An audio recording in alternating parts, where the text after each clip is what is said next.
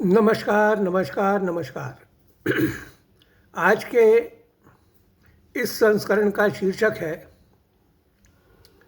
बेताल और डायन राजकुमारी। आपको शायद यह सुनकर आश्चर्य हो रहा होगा कि ये बेताल और डायन राजकुमारी का विषय कहाँ से आ गया। मेरे बचपन में एक इंद्रजाल कॉमिक्स आया करता था, बेताल वाला।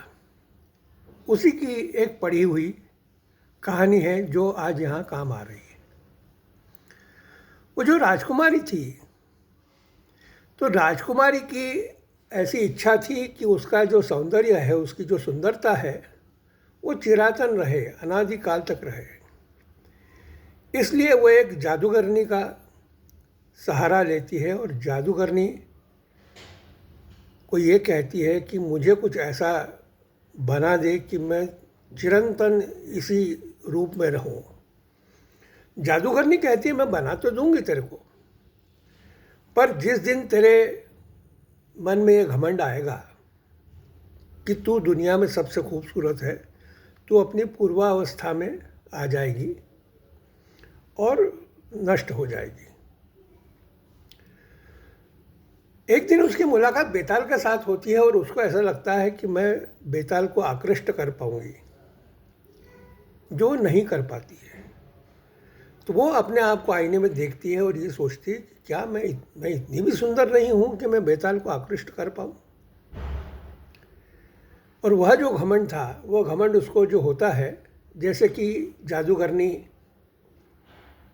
ने उसको कहा था कि तू तत्काल नष्ट हो जाएगी। 300 वर्ष का पीरियड समय गुजर चुका होता है।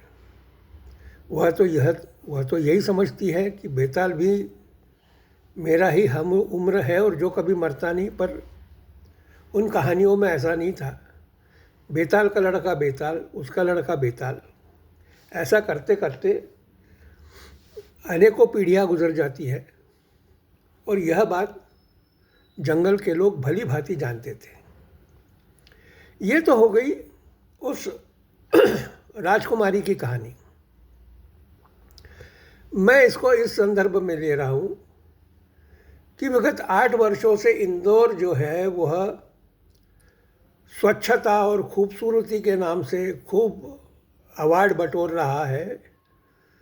हमारे मंत्री जी महापौर अवार्ड लेने के लिए जा रहे हैं सूट पहनकर।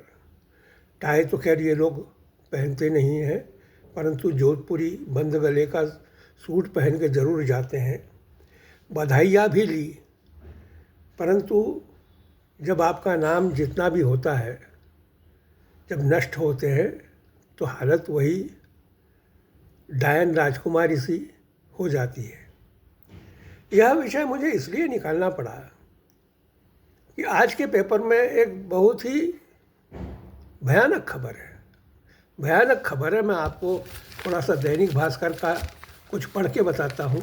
भगीरथपुरा, दूषित पानी पीने से उल्टी दस्त ही नहीं, किडनी लीवर ऑर्गन फेल्यूर भी हो रहा है।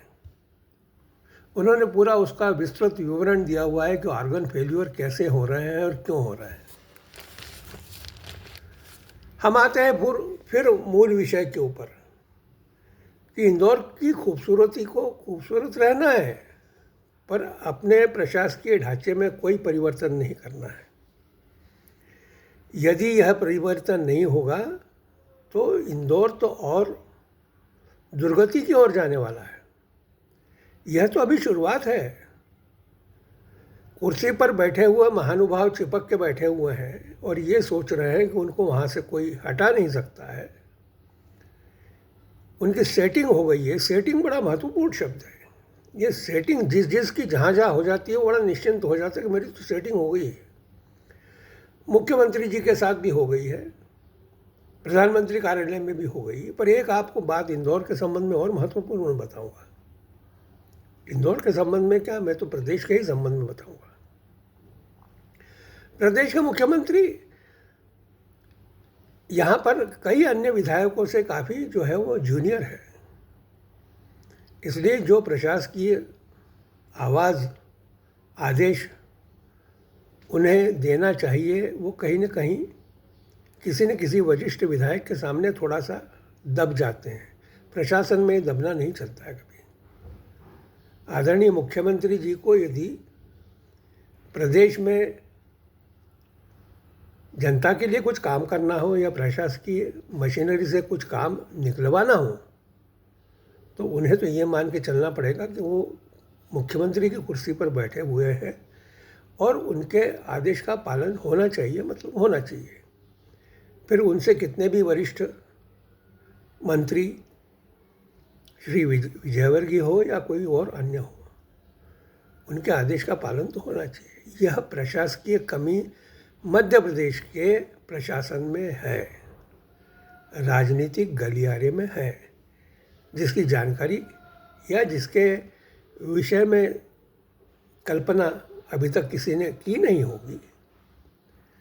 मुख्यमंत्री भी एकाएक कैसे मुख्यमंत्री की कुर्सी पर आए, ये एक अलग विषय है, इसके ऊपर मैं फिर कभी टिप्पणी करूँगा।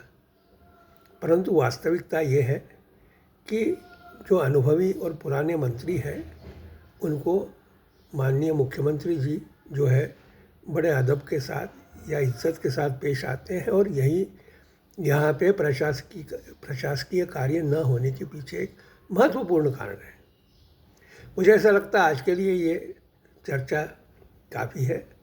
मैं आपसे आज्ञा लेता हूँ। नमस्कार।